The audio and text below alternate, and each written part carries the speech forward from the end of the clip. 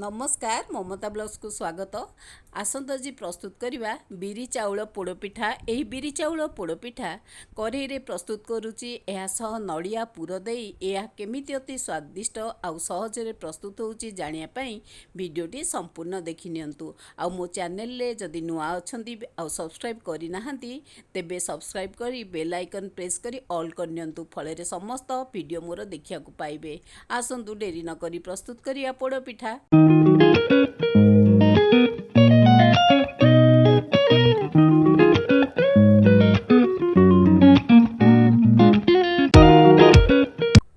एबे पोड़पिठा प्रस्तुत करने मु गोटे जगार 200 ରୁ 250 ग्राम चाउल नहीं जोटा कि अरुआ चाउल। चाहिए आपण बासुमती चाउल नेबे किंबा साधारण चाउल रे मध्य प्रस्तुत हो। देखंतु मु एई भली चाउल नहीं सरू दाना वाला चाउल नहीं जहाँकि टेस्टी पोड़पिठा प्रस्तुत हो पारिबो। आ सह तो निश्चय बिरी दबा। देखंतु जेतिकी चाउल नहीं तार अधा नहीं बिरी जहाँकि चोपा छड़ा बिरी आधेरे नेबे जहाँकि आमर पोड़पिठाटी बहुत सुंदर स्वादिष्ट हम। आउ देखंतु एई भली बिरी सफा बिरी अच्छी आकु आमे धोई नबा। पानी मु दे दउची भल भावे पानी दे धोई दबा। जेहेतु बजार रु किणिकी आनीचे आकु निहाती आमे 2-3 थर धोई नबा। एई भली हाथ रे चकटिकिरी बिरी चाउल को भल भावे धोईकिरी रखिदबा।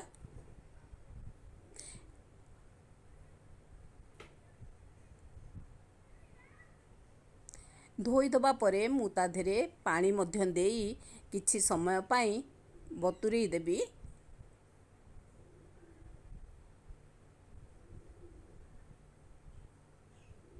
देखंतु एबे धोई देला परे केते सुंदर भावे सफा हो गला।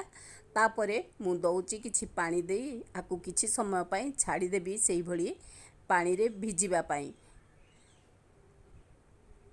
एई बिरी चाउल प्राय 4 ରୁ 5 घंटा भिजिबा दरकार जहाँकि आमर पिठाटी बहुत भल हेबो। आकु 4-5 घंटा भिजी जिबा परे देखंतु मु काढ़ी दउची आउ केमिति फुला फुला हो जाइची। बिरी आउ चाउल दुईटी फुला फुला हो जाइची। सेते बेले आमे आण प्रस्तुत करिबा। बाटिकिरी आधेरे आण प्रस्तुत कर नबा। एबे मु ग्राइंडर जार नउची आउ ग्राइंडर जार रे ए बिरी चाउल सबु देई दउची।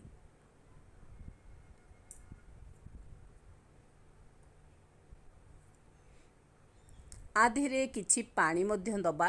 आउ ए आणटा ठीक चकुली आण भलिया टिके हबो। ए भली सबु आण देई किछि पानी देई मु आकु ग्राइंडर जार रे ग्राइंडिंग कर नउची।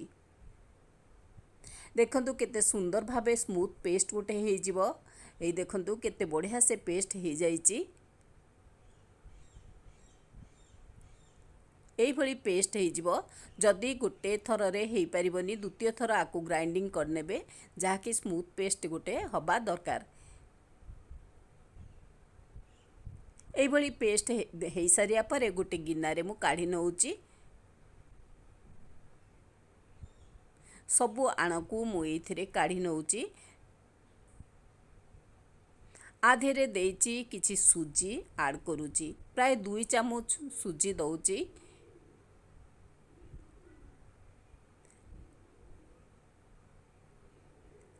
आउ किछि दही देइची 1 ରୁ 1.5 चामच दही देइची। आकु एई भली गोळेई नउची। देखंतु आकु सबु मिसेई दउची भल भावे रे। आकु भल भावे मिसेई देबे जेमती मिसी जिवो ताकु गोळे आमे घोड़ेई किरी रखी दबा।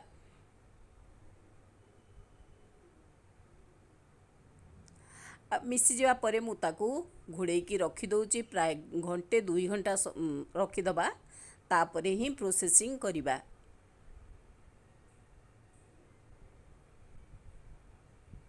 घंटे 2 घंटा रखिया परे मु देखौची केते सुंदर भावे एटा फुला फुला हो जाइची। बहुत बढ़िया से हो जाइची। एबे प्रथमतः जेहेतु कही नड़िया पुर देकिरी ए पोड़पिठा प्रस्तुत करछि। आमे पुरटा प्रस्तुत करनबा। पुर पाई मु गुड़ दे देइछि। जेतिकी गुड़ दउछि सेतिकी नड़िया नेइछि। देखंतु आग गुड़टा मेल्ट कर दउछि कढ़ई रे।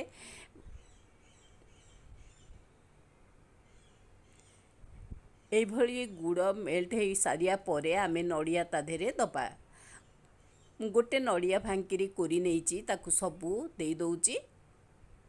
ଚାହିଁଲେ ଆପଣ ଡ୍ରାଏ ଫ୍ରୁଟ୍ସ ମଧ୍ୟ ଏଥିରେ ଆଡ଼୍ କରିପାରିବେ।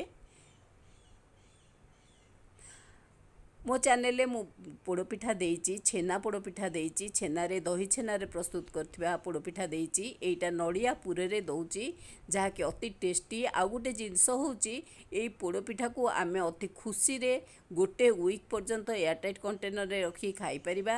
ଆଉ ଆର ଟେଷ୍ଟ ଆଜ୍ ୟୁଜୁଆଲ୍ ରହିବ, ବହୁତ ଟେଷ୍ଟି ରହିବ। ତେଣୁକରି ଆମେ ତ ପର୍ବପର୍ବାଣିରେ ନିହାତି ପ୍ରସ୍ତୁତ କରୁ, ଏମିତି ଖାଲିରେ ବି ପ୍ରସ୍ତୁତ କରି ଆର ଟେଷ୍ଟ ନେଇଥାଉ।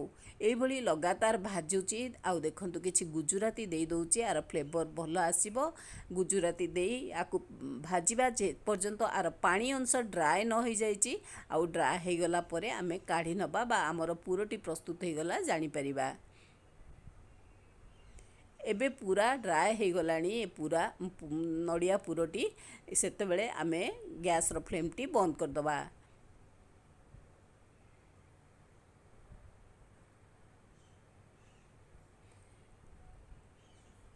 ଏବେ ଗ୍ୟାସ୍ର ଫ୍ଲେମ୍ଟି ମୁଁ ବନ୍ଦ କରିଦେବି, କାରଣ ବହୁତ ବଢ଼ିଆ ସେ ହେଇଗଲାଣି। ବହୁତ ସୁନ୍ଦର ଫ୍ଲେଭର ଆସୁଛି ଏଇ ନଡ଼ିଆ ପୁରର। ଆକୁ ଥଣ୍ଡା କରିବାକୁ ଛାଡ଼ିଦେବା। ଆଉ ଥଣ୍ଡା କରିସାରିଲା ପରେ ହିଁ ଆମେ ଏଇ ପୁରକୁ ଆଡ଼୍ କରିବା ପିଠାରେ। ତେଣୁକରି ଆକୁ ପୁରା ଥଣ୍ଡା କରିବାକୁ ଛାଡ଼ିଦେବା। ଏହି ପୋଡ଼ପିଠାଟି ବହୁତ ସହଜ ଆଉ ସ୍ୱାଦିଷ୍ଟ ମଧ୍ୟ, ଅତି ଶୀଘ୍ର ପ୍ରସ୍ତୁତ ହୋଇଯାଏ। ଆମେ ଚାହିଁଲେ ପ୍ରେସର କୁକରରେ ପ୍ରସ୍ତୁତ କରିପାରିବା, କରେଇରେ ପ୍ରସ୍ତୁତ କରିପାରିବା। ମୁଁ ଆଜି କରେଇରେ ହିଁ ପ୍ରସ୍ତୁତ କରୁଛି। କରେଇରେ ଅତି ସହଜରେ ଶୀଘ୍ର ପ୍ରସ୍ତୁତ ହୋଇଯାଏ। ପ୍ରେସର କୁକରରେ ମଧ୍ୟ ବହୁତ ବଢ଼ିଆ ସେ ପ୍ରସ୍ତୁତ ହୋଇଯିବ। এইଭଳି ଆମର ପୁରଟି ପ୍ରସ୍ତୁତ ହୋଇଗଲାଣି। ଦେଖନ୍ତୁ କେତେ ସୁନ୍ଦର ଭାବେ ଶୁଖା ଶୁଖା ହୋଇଯାଇଛି। ମୁଁ ଆକୁ କାଢ଼ିକି ରଖିଦେଉଛି। ବର୍ତ୍ତମାନ ଆମେ ଦେଖିବା ଆମର ଆଣ କେମିତି ହେଇଛି, କାରଣ ମୁଁ 2 ଘଣ୍ଟାରୁ 3 ଘଣ୍ଟା ଆକୁ ଏମିତି ରଖିଦେଇଛି। ଦେଖନ୍ତୁ କେତେ ସୁନ୍ଦର ଭାବେ ଆର ଗୋଟେ ଲେୟାର ହେଇଯାଇଛି, ଯାହାକି ପିଠା ଆମେ ଜାଣିବା ଯେ ପିଠାଟି ବହୁତ ବଢ଼ିଆ ସେ ହେବ। ଏଇ ଯେଉଁ ଆଣଟି ରଖାହେଇଛି ବିରି ଚାଉଳର, ବହୁତ ସୁନ୍ଦର ଭାବେ ଆଣଟି ଆର ଫର୍ମେଟିଂ ହେଇଯାଇଛି। ଆକୁ ଆଧେରେ ହିଁ ଆମେ ପୋଡ଼ପିଠା ପ୍ରସ୍ତୁତ କରିବା।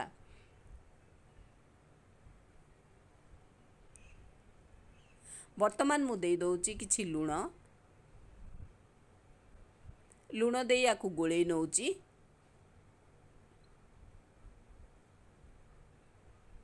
ଯେହେତୁ ଏବେ ହିଁ ପ୍ରସ୍ତୁତ କରିବି, ମୁଁ ଲୁଣ ଦେଉଛି, ସାଙ୍ଗେ ସାଙ୍ଗେ ପ୍ରସ୍ତୁତ କରିବି। ଲୁଣ ଦେଇ କେବେ ବି ରଖିବେନି ବେଶୀ ସମୟ, ରଖିଲେ ଆଣଟି ଖରାପ ହୋଇଯାଏ। ତେଣୁକରି ଲୁଣ ଦେବା ମାତ୍ରେ ହିଁ ପିଠା ପ୍ରସ୍ତୁତ କରିବେ। ଏବେ ମୁଁ ତାକୁ ଗୋଳେଇ ନେଉଛି ଭଲ ଭାବେ, ଲୁଣଟା ମିଶିବା ଯାଏ। ଦେଖନ୍ତୁ ଏମିତି ଗୋଟେ କେକ୍ କଣ୍ଟେନର ନେଉଛି, ଆଉ କେକ୍ କଣ୍ଟେନରରେ ମୁଁ କଦଳୀ ପତ୍ର ଦେଇଦେଇଛି। ଆଉ କଦଳୀ ପତ୍ରରେ ଘିଅ ଦେଇ ଦେଉଛି। ଆଉ ଆଧେରେ ହିଁ ଆଣ ଦେଇକରି ମୁଁ ପ୍ରସ୍ତୁତ କରିବି ପୋଡ଼ପିଠା।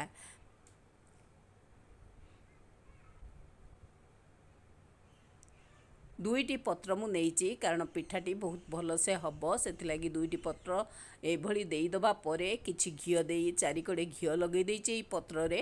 ଆଉ ତାପରେ ମୁଁ ଆଣ ଦେଇ ପ୍ରସ୍ତୁତ କରିବି ପୋଡ଼ପିଠା।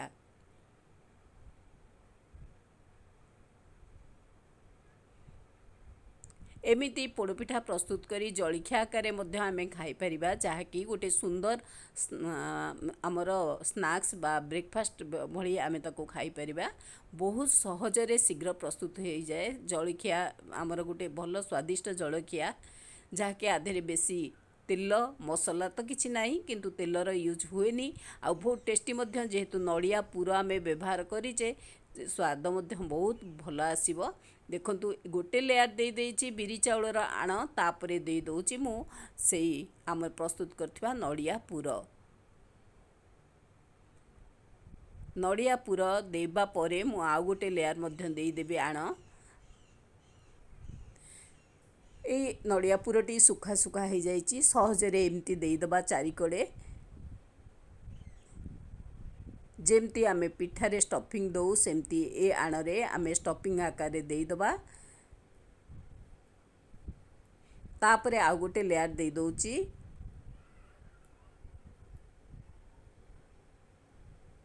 କେତେ ସୁନ୍ଦର ଭାବେ ଏଇଟି ପ୍ରସ୍ତୁତ ହେଇଯିବ, ବହୁତ ବଢ଼ିଆ ସେ ଦେଇଦେଲିଣି। ମୁଁ ବର୍ତ୍ତମାନ ଦେଇ ଦେଉଛି ଆଉ ଗୋଟେ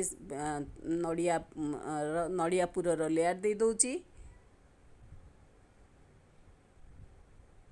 ଯେତିକ ଅଛି ସବୁଯାକ ମୁଁ ଏଇଭଳି ଏମିତି ଦେଇ ଦେଉଛି। ତାପରେ ଆଉ ଗୋଟେ ଲେୟାର ଦେବି ଆଣ, ତାପରେ ହିଁ ଆମେ ଆକୁ କରେଇରେ ଦେବା।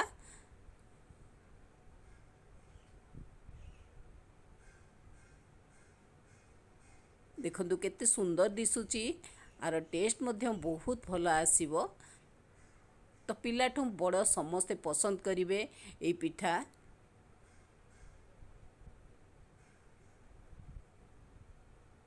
ଏଇଭଳି ଦେଇ ସାରିବା ପରେ ଆକୁ ଟିକେ ସମୟ ପରେ ମୁଁ କରେଇରେ ବସେଇବି। ଉପରେ ମୁଁ କାଜୁ ଦେଇ ଦେଉଛି, ଚାହିଁଲେ ଆଉ କିଛି ଡ୍ରାଏ ଫ୍ରୁଟ୍ସ ଦେଇପାରିବେ। ଆଉ ମୁଁ ଏମିତି କାଜୁ ଡେକୋରେଟ୍ କରିଦେଉଛି ଆ ଦେହରେ। ଦେଖନ୍ତୁ ଗୋଟେ କରେଇରେ ମୁଁ ଗୋଟେ ଷ୍ଟାଣ୍ଡ ନେଇଯାଇଛି, ଲୁଣ ଦେଇଦେଇଛି। ଏ ଲୁଣ ପୁରା ଗରମ ହେଇସାରିବା ପରେ ଗୋଟେ ଷ୍ଟାଣ୍ଡ ବସେଇ ଦେଉଛି। ଆଉ ଷ୍ଟାଣ୍ଡ ପରେ ତା ଉପରେ ଦେଇ ଦେଉଛି ଏଇ ପିଠା ପାଇଁ ଏଇ ଆଣଟି ଦେଇ ଦେଉଛି। ଆକୁ ପ୍ରାୟ 30ରୁ 40 ମିନିଟ୍ ଯାଏଁ ଏଇଟା ସିଝିବ। ଆଉ 40 ମିନିଟ୍ ଯାଏଁ ଏଇଭଳି ଆମେ ଗ୍ୟାସ୍ରେ ବସେଇବା। ତାପରେ ହିଁ ଏଇ ପିଠାଟି ବହୁତ ଶୀଘ୍ର ପ୍ରସ୍ତୁତ ହେଇଯିବ। ଦେଖନ୍ତୁ 40 ମିନିଟ୍ ହେଇଯାଇଛି, କେତେ ସୁନ୍ଦର ଭାବେ ପିଠାଟି ପ୍ରସ୍ତୁତ ହେଇଯାଇଛି। ଏମିତି ଗୋଟେ ନାଇଫ୍ ସାହାଯ୍ୟରେ ଆମେ ଜାଣିପାରିବା ପିଠାଟି କେମିତି ହେଇଛି। ଦେଖନ୍ତୁ କିଛି ଲାଗୁନି, ମାନେ ପିଠାଟି ବଢ଼ିଆ ସେ ପ୍ରସ୍ତୁତ ହେଇଯାଇଛି। ବର୍ତ୍ତମାନ ମୁଁ କରେଇରୁ କାଢ଼ି ଆଣିକିରି ଗୋଟିଏ ପ୍ଲେଟ୍ରେ ରଖୁଛି, ଆଉ ଆକୁ ପଲଟେଇ ଦେଉଛି। କେତେ ସହଜରେ ବାହାରି ଆସିବ, ଆଉ କେତେ ସହଜରେ ଏଇଠି ପ୍ରସ୍ତୁତ ହେଇଯାଇଛି। ଦେଖନ୍ତୁ କେତେ ବଢ଼ିଆ ସେ ପ୍ରସ୍ତୁତ ହେଇଯାଇଛି ଆମର ବିରି ଚାଉଳ ପୋଡ଼ପିଠା। ନଡ଼ିଆ ପୁର ଦିଆ ବିରି ଚାଉଳ ପୋଡ଼ପିଠା ଅତି ସହଜରେ ପ୍ରସ୍ତୁତ ହେଇଯାଇଛି। ଏଭଳି ମୁଁ ପତ୍ର ଗୁଡ଼ିକ କାଢ଼ି ନେଉଛି।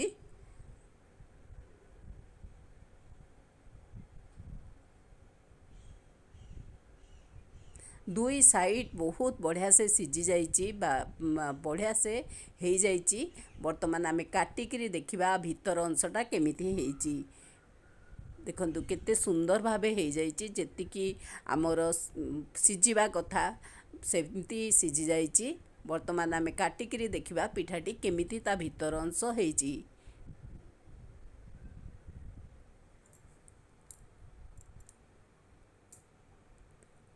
ବର୍ତ୍ତମାନ ଦେଖନ୍ତୁ କେତେ ସୁନ୍ଦର ଭାବେ କଟ୍ ହେଇଯାଉଛି।